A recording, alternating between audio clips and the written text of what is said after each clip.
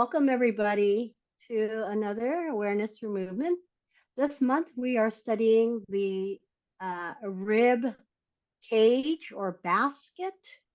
And that's why, excuse me, Fred is here to review the movements of the ribs. And give me one moment. I have to watch myself do this. So we know that the rib protects the vital organs, the lungs and the heart here. And there's three movements. There's down and then there's up. That's one movement we do. There is side, so it can come together on one side and spread open on the other side. So it's more of a sideways movement like an accordion. And then there's the movement of turning. So the ribs can turn this way and this way.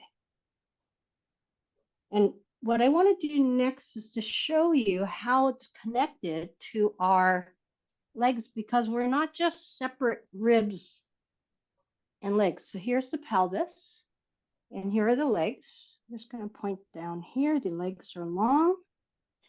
And today's lesson is a very simple one. I'm going to bend both knees, place one leg over the other because it's much easier to move the pelvis this way. So I just have the legs crossed. And I just wanted to show you how as the legs are tilted, the pelvis comes up on one side and goes down on the other. But not only the pelvis, there's a turning of the spine. And then not only the lower spine, the middle spine. And as the legs go over, I'm just going to let it tilt. Oops, sorry. There's a twisting through the spinal column. It just keeps twisting like this. And it takes the ribs. You may feel that it takes the ribs and around and maybe all the way up to the head. But maybe not. Everybody is different. So we're going to explore this with ourselves today. How does the legs and the movements of the lower part affect, sorry for the bumping, how it affects through the spinal column up through the spine? Does it affect not only in rotation? Does it affect side bending? Does it affect up and down? So that's what we're going to do today. And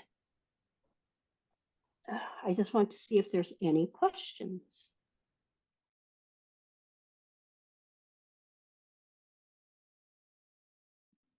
Okay, so on the back side, I want to show you, because a great question came up from the students, is that the spinal, it's the vertebrae in the back that allows movement in the spine.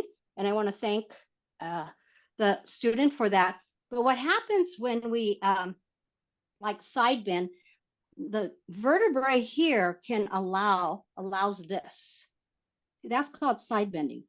And then it allows that. You see that? See, that's really bending.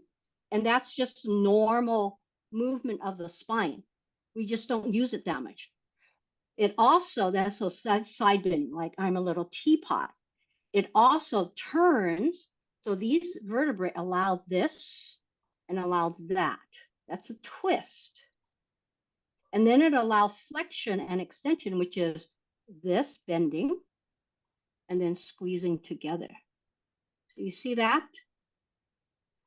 I just want to show you from, it's the joints in the back of, it's the spinal joints that allow this kind of movement.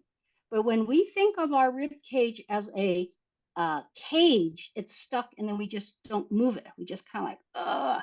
But if we think about it, a softness here and here and here and here and here and here, then we can feel a lot of mobility and expand our breathing.